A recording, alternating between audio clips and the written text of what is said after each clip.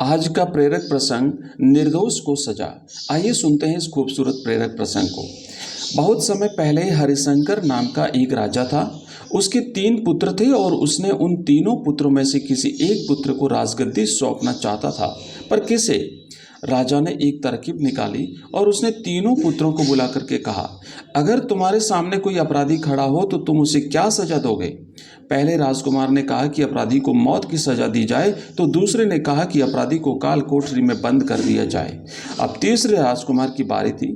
उसने कहा कि पिताजी, सबसे पहले ये देख लिया जाए कि उसने गलती की भी है या नहीं। इसके बाद उस राजकुमार ने एक कहानी सुनाई। किसी राज्य में एक राजा हुआ करता था। उसके पास एक सुंदर सा तोता था। वह तोता बड़ा बुद्धिमान था। उसकी मीठी वाणी और बुद्धिमत्ता की वजह से राजा उससे बहुत खुश रहता था। एक दिन की बात है कि तोते ने राजा से कहा कि मैं अपने माता पिता के पास जाना चाहता हूँ। वह जाने के लिए राजा से विनती करने लगा।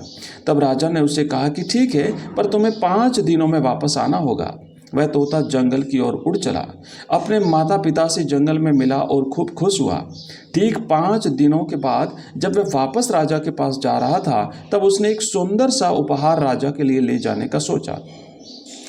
वह राजा के लिए अमृत फल ले जाना चाहता था। जब वह अमृत फल के लिए पर्वत पर पहुंचा, तब तक रात हो चुकी थी। उसने फल को तोड़ा और रात वहीं गुजारने का सोचा। वह सो रहा था कि तभी एक सांप आया और उस फल को खाना शुरू कर दिया। सांप के जहर से वह फल भी विषाक्त हो चुका था। जब सुबह हुई तब तोता उड़कर राजा के पास पहुंच गया और कहा, राजन, मैं आपके लिए अमृत फल लेकर आया हूं। इस फल को खाने के बाद आप हमेशा के लिए जवान और अमर हो जाएंगे। तभी मंत्री ने कहा कि महाराज, पहले ये देख लीजिए कि फल सही भी है कि नहीं।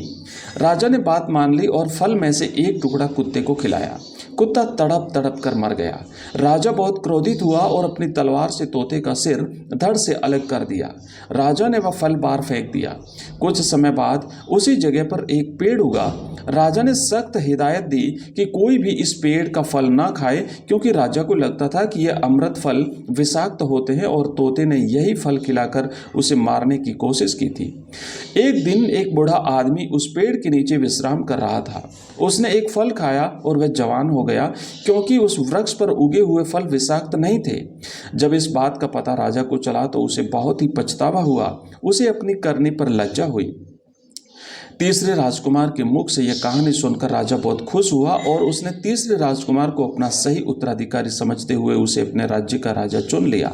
इस प्रेरक प्रसंग से हमें शिक्षा मिलती है कि किसी भी अपराधी को सजा देने से पहले यह देख लेना चाहिए कि उसकी गलती है भी या नहीं।